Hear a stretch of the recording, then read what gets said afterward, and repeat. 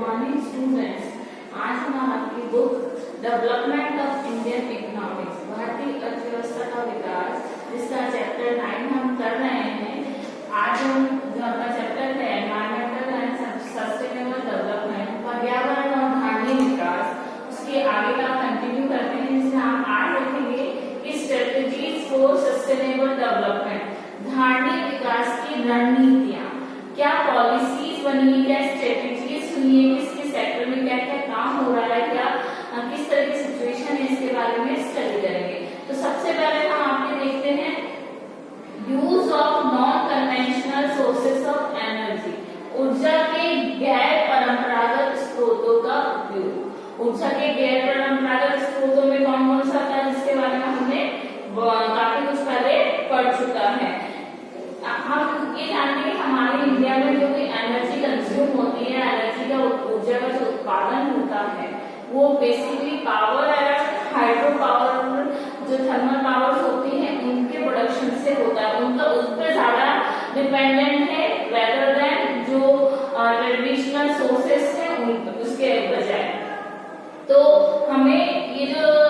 Thermal और ये जो हाइड्रो पावर से जो एनर्जी जनरेट होती है उसका जो उत्पादन होता है उसका हमारे एनवायरमेंट पे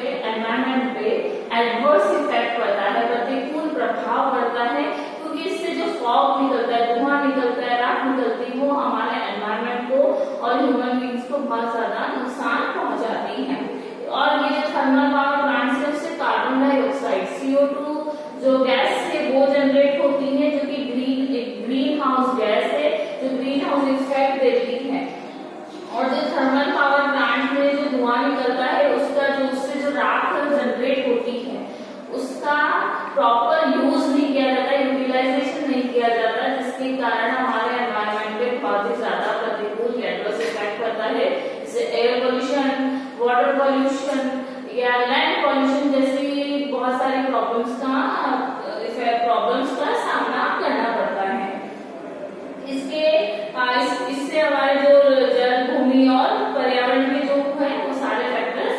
इफेक्ट होते हैं, पॉल्यूटेड हो जाते हैं। इसके अलावा जितने भी हाइड्रो इलेक्ट्रोलिटिक प्रोजेक्ट्स चल रहे हैं, जल विद्युत परियोजनाएं चल रही है, उसके कारण जो हमारे जो फॉरेस्ट हैं वो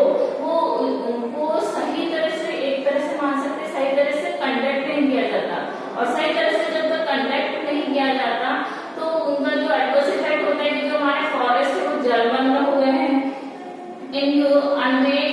अनमेट जो फॉरेस्ट हो गए जलमग्न हो गए हैं। इसके अलावा जो कैचमेंट एरिया है, नदी एरिया है, वो नदी घाटियां हैं, वहां पर जो नेचुरल फ्लो है उसमें भी जो नदी का जो प्रवाह होता है, नेचुरल जो वाटर फ्लो होता है उस पर भी एडवर्स इफेक्ट पड़ेगी। कई बार जो हम सुनते आए कि जो नदियां हैं कई बार वर्ष भर रहती थी, आज उनमें पानी की कमी है, या जो सीजनल जो रिवर्स होती हैं उनमें भी काफी एडवर्स इफेक्ट पड़ा है। तो इसके ये जो वायु प्रदूषण हो रहा है एनर्जी जनरेट के कारण, जिसमें कि हमारी थर्मल और हाइड्रो पावर जो इफेक्ट होती है उसके कारण हमारे जो पॉल्यूशन पे जो एडवर्स इफेक्ट पड़ रहा है, उसके लिए हम ये कर सकते हैं कि जो हमारे एनर्जी के जो कन्वेंशनल सोर्सेज हैं, ट्रेडिशनल सोर्सेज है, जिसमें हम विंड पावर को ले सकते हैं, सोलर एनर्जी को ले सकते हैं, और इनका यूटिलाइजेशन ज्यादा करना चाहिए। हमने पहले भी पढ़ा कि हमारी जो कंट्री है वो ट्रॉपिकल कंट्री है, तो वहां पे power, wind power, solar energy, water से जनरेट जो एनर्जी जनरेट है उसको हम बहुत अच्छे से यूटिलाइज कर सकते हैं। तो इन सोर्सेस की तरफ ज्यादा हमें ध्यान देना है, ज्यादातर हमें विंड पावर और सोलर एनर्जी का कंजप्शन पे ज्यादा देना होगा, जो हमारे एनवायरमेंट के लिए भी अनुकूल होती है, उसके अकॉर्डिंग वर्क करती है। लेकिन हमारे कंट्री में ज्यादा टेक्नोलॉजी का ज्यादा विकास नहीं होने के कारण, ज्यादा डेवलपमेंट नहीं होने के कारण इनका अच्छे से अभी तक यूटिलाइजेशन नहीं हो पा रहा है। तो हमें जो एनर्जी के गैर परंपरागत स्रोत हैं, जिसके हमारे ट्रेडिशनल सोर्सेस हैं, उनका जैसे विंड पावर, सोलर एनर्जी का ज्यादा से ज्यादा यूटिलाइजेशन करना चाहिए। अब हम देखते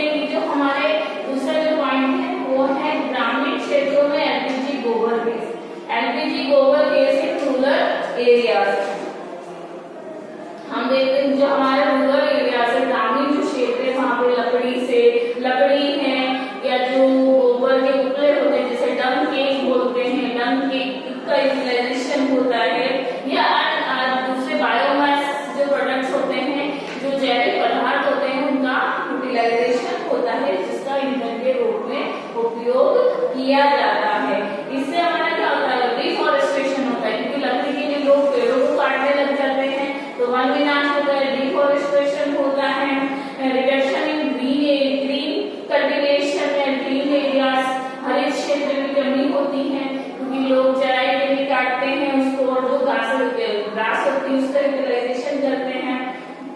और जो जो हमारे कैटल्स हैं और जो डंग देते हैं उसका वेस्टेज होता है, जो मवेशी के जो गोबर होता है जिसका हम ईंधन के रूप में बहुत अच्छा यूटिलाइज कर सकते हैं, वो वेस्टेज करते हैं, जिससे कि हमारे जो कंट्री में उसका एडवर्स इफेक्ट पड़ रहा है, प्रदूषण का प्रतिकूल प्रभाव पड़ रहा है। इस स्थिति को हमें, इस कंडीशन को सुधारने के लिए हमें सहायकी सब्सिडीज की उपयोग करना होगा, जिसमें एलपीजी बहुत ज्यादा यूजफुल है, जिसका मीनिंग, एलपीजी का मीनिंग होता है लिक्विफाइड पेट्रोलियम गैस, जो कि जिसे तरल पेट्रोलियम गैस भी कहते हैं, इसका यूज करना होगा, इसको ज्यादा बढ़ावा देना होगा। इसके लिए जो हमारे देश में बहुत इजीली गोबर गैस के प्रोडक्शन के लिए इजीली दिए जाते हैं, आसान किस्तों पे ऋण उपलब्ध कराए जाते हैं तथा और दूसरी सब्सिडीज देके, सहायता देके, या उनमें उनकी जो रेट है उनको कम करके या छूट देके उसको एलपीजी गैस को बढ़ावा दिया जा रहा है। एलपीजी और एलपीजी जो है बहुत एक प्योर फ्यूल है, स्वच्छ ईंधन है, जो कि हमारे पर्यावरण के लिए भी अनुकूल है, उसके अकॉर्डिंग वर्क करता है और प्रदूषण को भी बहुत कम करता है, पॉल्यूशन को भी बहुत कम करता है, और इससे एनर्जी का वेस्टेज भी बहुत कम होता है, अपव्यय भी बहुत ज्यादा कम होता है। गोबर गैस के जो प्लांट होते हैं उसमें कैसे जनरेट किया जाता है, तो जो भी गोबर गैस के प्लांट होते हैं उसमें गोबर गैस का उत्पादन उसके करके उसके ईंधन के रूप में उसका उपयोग होता है, और ये जैविक उर्वरक है, बायोमास प्रोडक्ट है, जो हमारे एनवायरमेंट के लिए बहुत ही ज्यादा उपयोगी होता है, और ये मृदा के अनुकूल है, मतलब सॉइल कंडीशनर है, क्योंकि बाकी जितनी भी एनर्जी जनरेट होती है, गैसेस जनरेट होती है, वो हमारे सॉइल को भी बहुत ज्यादा नुकसान पहुंचाती है, लेकिन गोबर जिसे कि किसान में खाद के रूप में भी काम लेते हैं, अगर उससे गैस का जो जनरेट होने के बाद जो लेफ्ट आउट जो पार्ट होता है, जो बचा हुआ भाग होता है, वो मृदा के लिए, हमारे सॉइल के लिए भी बहुत ज्यादा उपयोगी होता है, उसकी कंडीशन के अनुकूल होता है। तो हमें ज्यादा से ज्यादा गोबर गैस, क्योंकि गांवों में मवेशी ज्यादा होते हैं, कैटल ज्यादा होते हैं, पशु ज्यादा होते हैं, तो उनके जो डंग होता है उनका यूटिलाइजेशन करना चाहिए, जिससे कि जो एनवायरमेंट पे एडवर्स इफेक्ट पड़ रहा है उसे हम कम कर सकें। अब हम जो नेक्स्ट पॉइंट देखते हैं, शहरी क्षेत्रों में उच्च प्राकृतिक gas, CNG in urban areas, और सीएनजी का मीनिंग क्या है, कंप्रेस्ड नेचुरल गैस, ये उच्च प्राकृतिक गैस, जो उच्च प्राकृतिक गैस, इसके अंतर्गत हम देख रहे हैं कि जो हमारा जो दिल्ली जैसा शहर है, जो कि सबसे मोस्ट पॉल्यूटेड जो स्टेट कहा जाता है, यूनियन टेरिटरी है, वहां पे सीएनजी, आजकल सीएनजी गैसेस का ही ज्यादातर यूज किया जाता है, तो उनकी जो ट्रांसपोर्टेशन सिस्टम है उसमें सीएनजी गैसेस का बहुत ज्यादा यूटिलाइजेशन किया जा रहा है, क्योंकि इससे एयर पॉल्यूशन बहुत कम होता है, क्योंकि ये स्टेट ऐसा है, यूनियन टेरिटरी ऐसी है, स्टेट में ये यूनियन टेरिटरी एक ऐसी यूनियन टेरिटरी जहाँ पे बहुत ही ज्यादा पॉल्यूशन का इफेक्ट पड़ रहा है, तो यहाँ पर आजकल सीएनजी गैसेस का ज्यादा यूज किया जाता है, उच्च दाब वाली जो प्राकृतिक गैसेस का बहुत ज्यादा यूटिलाइजेशन किया जा रहा है, जिससे पॉल्यूशन कम होता है, और इसके यूज को ज्यादा से ज्यादा प्रोत्साहन दिया जा रहा है, एनकरेज किया जा रहा है, जिससे कि क्योंकि ये पॉल्यूशन बहुत कम फैलाता है, तो हम इस यूज को ज्यादा हम एनकरेज कर रहे हैं, जिससे कि हमारी कंट्री के दूसरे सेक्टर्स में भी पॉल्यूशन को कम किया जा सके, और इससे काफी मात्रा में एयर पॉल्यूशन को कंट्रोल करने में हेल्प भी मिलेगी, जो हमारे एनवायरमेंट में पॉल्यूशन थोड़ा सा कम हो रहा है सीएनजी गैसेस के यूटिलाइजेशन के कारण, तो इसको ज्यादा से ज्यादा हमें आगे बढ़ाना होगा। अब हम देखते हैं हमारी विंड पावर, वायु शक्ति। विंड पावर हमारे जो इंडिया जो ट्रॉपिकल कंट्री है, हर स्टेट की अलग अलग कंडीशंस है वेदर की, तो जहाँ पर हवा बहुत ज्यादा चलती है, वायु पवनें बहुत ज्यादा चलती हैं, वहां पर विंड पावर जनरेट की जा सकती है। और इसमें ये हवा की, वहां की जो हवा का जो फोर्स है, स्पीड है, उसका जो मोशन है, उसकी गति जो है, उसको पवन चक्की के द्वारा उससे एनर्जी जनरेट की जाती है, जो कि हमारे एनवायरमेंट के अनुकूल भी होती है। और इसमें क्या होता है कि हवा चलती है तो हवा के साथ साथ टरबाइन घूमता है, जिससे कि एनर्जी जनरेट होती है। और उस एनर्जी का हम दूसरे हमारे जो काम है, वर्क है, उसमें यूज ले सकते थे। बहुत ज्यादा सोर्स से जो एनर्जी से जो पॉल्यूशन होता है उसको कम करने का।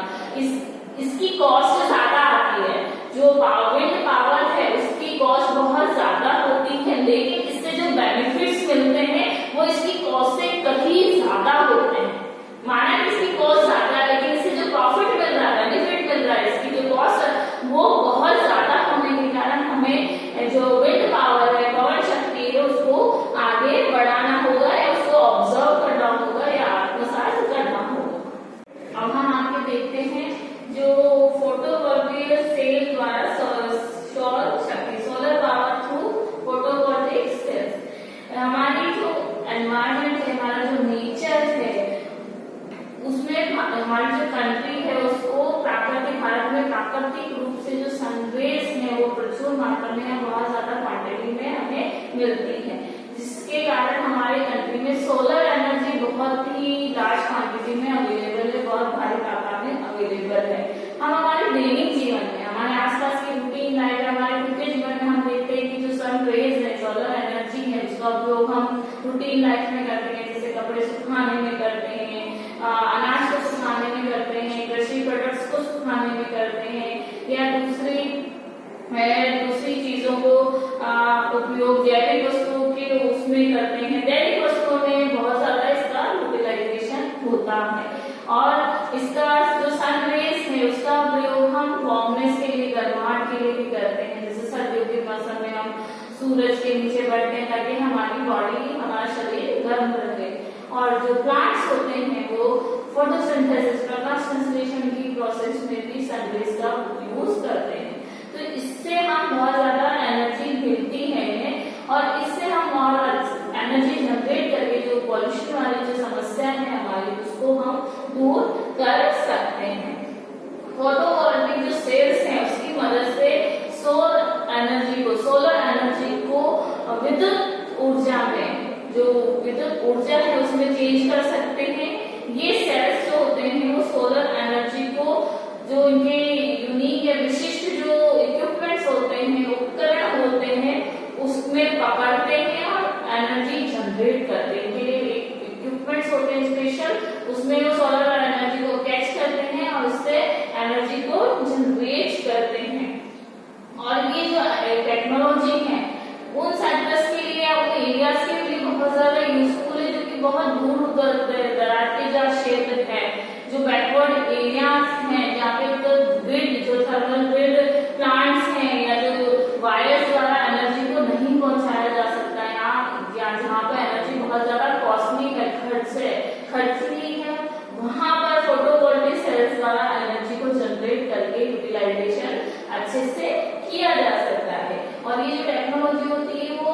एनवायरमेंटल फ्रेंडली होती है, प्रदूषण से मुक्त होती है। और भारत में इस तरह की सोलर एनर्जी को जनरेट करने के लिए बहुत ज्यादा एफर्ट्स किए जा रहे हैं। और इसके लिए इंडिया एक इंटरनेशनल यूनियन के साथ जुड़ा है कि जो सोलर एनर्जी जनरेट करने में हेल्प करते हैं। तो इंडिया उसके साथ जुड़ा हुआ भी है, जिससे कि हमारे देश में जो सोलर एनर्जी है उसका मैक्सिमाइज यूटिलाइजेशन किया जा सके। अब हम हमारे देखते हैं मिनी हाइड्रो प्लांट्स, लघु जलीय प्लांट। हम देखते हैं हमारे देश में पहाड़ी एरियाज में बहुत है, वहाँ पे स्थायी रूप से बहुत सारे झरने बहते हैं, जिससे हम एनर्जी को जनरेट कर सकते हैं। तो ये मिनी हाइड्रो प्लांट्स जो होते हैं उसमें झरनों से जो पानी गिरता है उससे एनर्जी, उसकी जो एनर्जी होती है, क्योंकि जो झरनों से पानी गिरता है वो फोर्स के साथ गिरता है, और उससे एनर्जी जनरेट होती है, और वो जो टरबाइन होता है उसको घुमाती है, और उस टरबाइन से एनर्जी का प्रोडक्शन होता है, बिजली का उत्पादन होता है, जिसका उपयोग स्थानीय लोकल लेवल पे हम कर सकते हैं इस एनर्जी का यूज। और ये जो मिनी हाइड्रो पावर प्लांट्स होते हैं वो एनवायरमेंटल फ्रेंडली भी होते हैं, क्योंकि इससे ये तो ना तो ज्यादा स्पेस लेते हैं, जहाँ पे जो झरने हैं उनका यूटिलाइजेशन किया जा सकता है, और जहाँ पर ये उपयोग में लाए जाते हैं वहाँ की जो लैंड सिस्टम को भी इफेक्ट नहीं करते हैं, कोई चेंज उसमें नहीं आता। इसके अलावा इस जो मिनी हाइड्रो प्लांट्स होते हैं, इनसे जो ट्रांसमिशन टावर्स होते हैं, संचरण टावर होते हैं, उसमें वायर्स की जरूरत नहीं होती, कोई भी वायर की जरूरत नहीं है। विदाउट एनी वायर एनर्जी को हम पहुंचा सकते हैं। इससे जो ट्रांसमिशन की जो लॉस होता है, संचरण का जो हानि होती है, उसे रोका जा सकता है। तो हम देख रहे हैं कि हमारे देश में इतने सारे रिसोर्सेज है एनर्जी को जनरेट करने के लिए, जिसका हम उपयोग कर सकते हैं। अब हम हमारे देखते हैं जो एनर्जी के या एनवायरमेंट के लिए जो हमारा पारंपरिक ज्ञान है, व्यवहार है, जो ट्रेडिशनल नॉलेज है और जो प्रैक्टिसेस हैं वो देखते हैं। तो हम हमारी जो भारतीय संस्कृति है, जो इंडियन कल्चर है, उसमें हम शुरू से देखते आ रहे हैं कि हम हमेशा एनवायरमेंट के सहायक के रूप में काम करते आ रहे हैं, फ्रेंड के रूप में काम करते आ रहे हैं, न कि कंट्रोलर के रूप में, नियंत्रक के रूप में इसका हम यूटिलाइजेशन नहीं कर रहे हैं। और चूंकि हम और हमेशा से सहायक के रूप में हम काम करते आ रहे हैं, जो हमारे जो परंपरागत सोर्सेज है उसका ज्यादा यूटिलाइजेशन करते आ रहे हैं। लेकिन जैसे जैसे हम डेवलपमेंट की ओर बढ़ते गए या जो हमारी नीड्स है वो ज्यादा बढ़ती गई, तो हमने क्या किया, हमने हमारे जो परंपरा ट्रेडिशनल सोर्सेज हैं उसको छोड़कर हम, या जो हमारे ग्रामीण क्षेत्रों के जो विकास की प्रक्रिया उसको छोड़कर हम शहरी विकास की प्रक्रिया में आगे बढ़ने लगे, जिससे हमारे एनवायरमेंट को बहुत ज्यादा लॉस हुआ। तो हमें क्या करना है, हमें हमारे जो पारंपरिक ज्ञान है, ट्रेडिशनल नॉलेज है, उसका यूटिलाइजेशन करना है। और सबसे बेस्ट जो वे है वो हमारे हेल्थ की प्रोटेक्शन करके हेल्थ की देखभाल करती है। और हम कैसे हमारे ट्रेडिशनल सोर्सेज से हेल्थ की देखभाल कर सकते हैं, तो हम ये जानते हैं कि इंडिया एक ऐसी सौभाग्यशाली कंट्री है, इतना ब्लेसफुल कंट्री है कि यहाँ पे 15,000 जो कैटेगरीज हैं वो औषधि की अवेलेबल है। इंडिया ही एक ऐसी कंट्री है जहाँ पे इतनी सारी आयुर्वेदिक मेडिसिन अवेलेबल है, और उसमें से भी 8,000 जो मेडिसिन है, जड़ी बूटी है, जिनका उपयोग ट्रीटमेंट के तौर पे, उपचार के तौर पे किया जा रहा है। और आजकल हम देखते हैं कि बहुत सारे प्रोडक्ट्स हैं जिसमें हम हर्बल, तो हर्बल क्या है, इन्हीं जड़ी बूटियों का मिश्रण है और इस और बढ़ भी रहे हैं। तो हमें ये चाहिए कि हम हमारे जो पारंपरिक ज्ञान है उस दिशा में और आगे बढ़े, जो कि हमारे पर्यावरण के लिए लाभदायक भी है। और जो हमने हमारी आधुनिक विकास की प्रक्रिया में जो हम एलोपैथी की तरफ बढ़ गए हैं या आधुनिक जो चिकित्सा पद्धति की तरफ बढ़ गए हैं, उसे छोड़कर हमारी जो एनरिच जो ट्रेडिशनल हेल्थ फैसिलिटीज हैं उसकी ओर हमें आगे बढ़ाना होगा, जो कि हमारे पर्यावरण के विकास में भी काफी सहायक है। अब हम देखते हैं हमारे जैविक कंपोस्ट खाद, बायो जो कंपोस्टिंग है उसके बारे में देख लेते हैं। तो पहले जब हमारे कृषि क्षेत्र में खाद का यूज किया जाता था या केंचुए से जो खाद बनती थी उसका बहुत ज्यादा यूटिलाइजेशन किया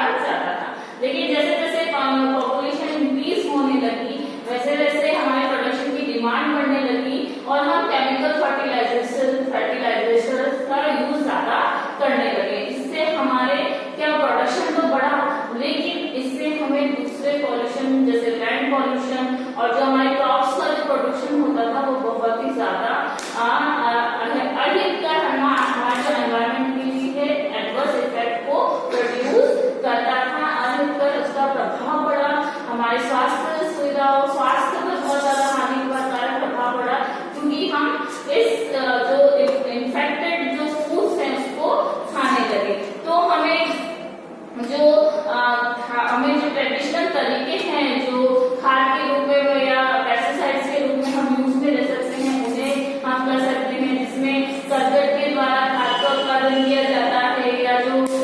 गोबर से जो खाद बनाई जाती है, या जो केचुए जिन्हें जो फार्मर्स का फ्रेंड भी कहा जाता है, किसान का मित्र भी कहा जाता है, उनके द्वारा उससे बनने वाले खाद का उपयोग करके हम हमारे जो कृषि क्षेत्र से जो उत्पादित वस्तुएं हैं वो स्वस्थकर भी बनेगी, वो हेल्थी भी बनेगी, और हमारे एनवायरमेंटल पे भी उसका फ्रेंडली इफेक्ट होगा, अनुकूल प्रभाव पड़ेगा। अब हमारे जो नेक्स्ट पॉइंट है वो बायोपेस्ट कंट्रोल, जैविक कीट नियंत्रण है। हमने अभी बात करी कि जैसे जैसे हमारे पॉपुलेशन इंक्रीज होती गई, वही हमें अपना प्रोडक्शन बढ़ाने के लिए डिमांड को, सप्लाई को बढ़ाने के लिए डिमांड के अकॉर्डिंग हमने केमिकल फर्टिलाइजर्स का यूज किया, पेस्टिसाइड्स का यूज किया, इससे हमारे हेल्थ पे एडवर्स इफेक्ट पड़ा। तो इसमें सबसे ज्यादा हमने जब ग्रीन रेवोल्यूशन किया था तो उसमें हमने बहुत ज्यादा केमिकल फर्टिलाइजर्स और पेस्टिसाइड्स का यूज किया था, जिससे हमारे जो क्रॉप्स हैं, लैंड पॉल्यूशन, इस तरह के पॉल्यूशन बहुत ज्यादा हुए थे। तो हम उससे हमारे हेल्थ पे बहुत ज्यादा एडवर्स इफेक्ट पड़ा। तो इसके लिए हमें हमारे जो जैविक कीट जो नियंत्रण के साधन हैं उनका यूज करना चाहिए। जैसे बहुत सारे ऐसे जानवर होते हैं जो कीटनाशकों को खा जाते हैं, उन्हें हमें खेतों में छोड़ना चाहिए। जैसे सांप और चूहे, जो स्नेक और जो रैट्स होते हैं, वो छोटे छोटे इंसेक्ट्स को खा जाते हैं जो हमारे क्रॉप्स के लिए हार्मफुल होते हैं, उन्हें वहाँ खेतों में छोड़ना चाहिए। उल्लू है, वो भी बहुत सारे ऐसे जो इंसेक्ट्स होते हैं उनको खा जाते हैं, जो कि हमारे क्रॉप्स को डिस्ट्रॉय करते हैं। तो ये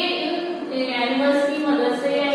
कुछ इंसेक्ट्स की मदद से हम जो जैविक कीट नियंत्रण की जो पॉलिसीज है उसे अपनानी चाहिए, जिससे हमारे जो लैंड पॉल्यूशन है या इससे रिलेटेड जो भी पॉल्यूशन होता है उसको कम कर सके, और हेल्थ फैसिलिटीज को, जो हमारे स्वास्थ्य सबसे इम्पोर्टेंट जो हमारे लिए मुख्य तथ्य है, उसको बढ़ा सके, और हमारे देश के जो एनवायरमेंट की जो पॉल्यूशन की जो समस्या हो रही है उसे कम कर सके। और इसमें हम नीम जो है, नीम से बने हुए प्रोडक्ट्स, क्योंकि नीम कीटनाशक के रूप में बहुत अच्छा काम करता है, उसका भी उपयोग कर सकते हैं, उसकी मेडिसिन का उपयोग कर सकते हैं। तो इस तरह से जो जैविक कीट नियंत्रण प्रोडक्ट्स होते हैं, जो चीजें होती हैं, उसका उपयोग करके हम एनवायरमेंट का पॉल्यूशन को कम कर सकते हैं और एनवायरमेंटल के फ्रेंड के रूप में हम वर्क कर सकते हैं। तो इस पूरे चैप्टर में हमने देखा कि हमारी कंट्री में एनवायरमेंट की क्या सिचुएशन है, हमें किस तरह से सस्टेनेबल डेवलपमेंट करना होगा, जिससे कि हम आने वाले फ्यूचर जनरेशन को भी हेल्प कर सकें। तो कंक्लूजन के रूप में हम यही कह सकते हैं कि जैसे जैसे हमारा डेवलपमेंट हुआ, नीड्स बढ़ी, तो हम इकोनॉमिक डेवलपमेंट के कारण हमारे एनवायरमेंट पर बहुत ज्यादा एडवर्स इफेक्ट पड़ा। लेकिन अब हमें जो सस्टेनेबल डेवलपमेंट को ध्यान रखते हुए और एनवायरमेंटल फ्रेंडली जो इक्विपमेंट्स है उनका यूज करते हुए पर्यावरण को, हमारे एनवायरमेंट को बचाना होगा, ताकि हम आज तो जो नेचुरल रिसोर्सेज हैं, जितने भी रिसोर्सेज है, उसका यूटिलाइजेशन कर सके, बट हमारे साथ हमारी फ्यूचर जो जनरेशन है वो भी उसी क्वालिटी के साथ, जिस क्वालिटी में आज हम यूटिलाइजेशन कर रहे हैं, उसके साथ उन चीजों का उपयोग कर सके। आई होप आपको ये चैप्टर समझ में आया